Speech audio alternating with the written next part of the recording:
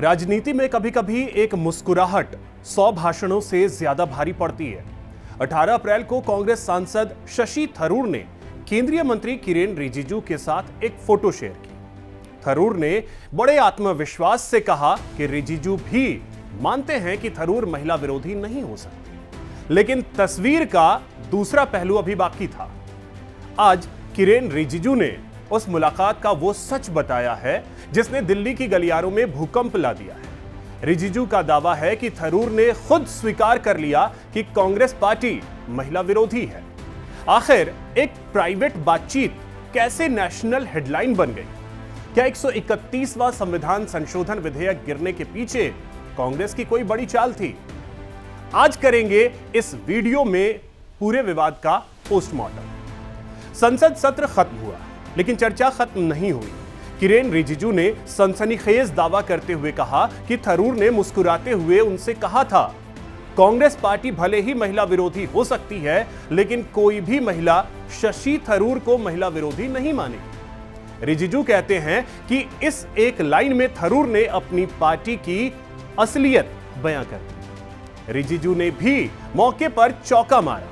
उन्होंने थरूर को जवाब दिया, मैं आपकी बात से सहमत हूं कि कोई आपको महिला विरोधी नहीं कहेगा, लेकिन आपकी पार्टी तो निश्चित रूप से महिला विरोधी है।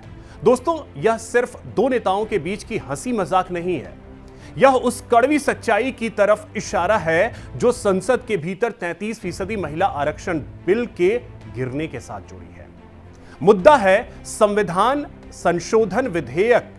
सरकार का लक्ष्य साफ था, लोकसभा में सीटों की संख्या बढ़ाई जाए और महिलाओं को 33% आरक्षण दिया जाए, लेकिन यह बिल पास नहीं हो सका क्योंकि सरकार का तर्क है कि कोटा लागू करने के लिए परिसीमन यानी डिलिमिटेशन जरूरी है, लेकिन कांग्रेस और विपक्ष को यहीं पर आपत्ति है। कांग्रेस का कहना है कि अगर आबादी के आधार पर सीटें बढ़ी तो दक्षिण भारतीय राज्यों को नुकसान होगा, जिन्होंने जनसंख्या नियंत्रण में अच्छा काम किया है।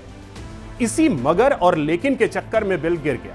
रिजिजू इसी को आधार बनाकर पूछ रहे हैं, अगर आप महिलाओं के साथ हैं तो शर्तों का बहाना क्यों? सिर्फ रिजिजू और थरूर ही नहीं, इस विवाद ने पूरे देश में महिला विरोधी मानसिकता की बहस छेड़ दी है।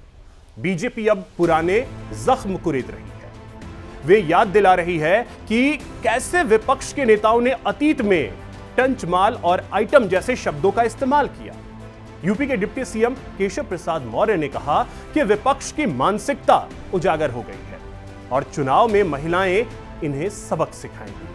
वहीं कांग्रेस का अपना बचाव है। वे कहते हैं कि हम सियाराम वाले लोग हैं और बीजेपी सिर्फ राजनीति करने के लिए महिला बिल का इस्तेमाल कर रही है। चंद्रशेखर जैसे नेता इसे दक्षिण भारत के साथ अन्याय बता रहे हैं।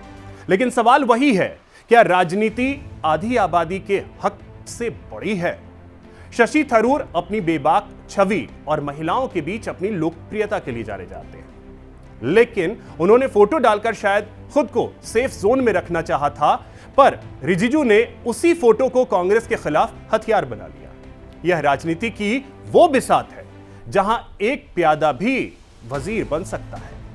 रिजिजू की चेतावनी साफ है, देश की महिलाएं कांग्रेस को कभी माफ नहीं करेंगी। विपक्षी दलों ने एक ऐतिहासिक अवसर गंवा दिया है। 2026 के इस दौर में जहां महिला वोटर्स गेम चेंजर साबित हो रही हैं, वहां महिला विरोधी होने का ठप्पा किसी भी पार्टी के लिए भारी पड़ सकता है।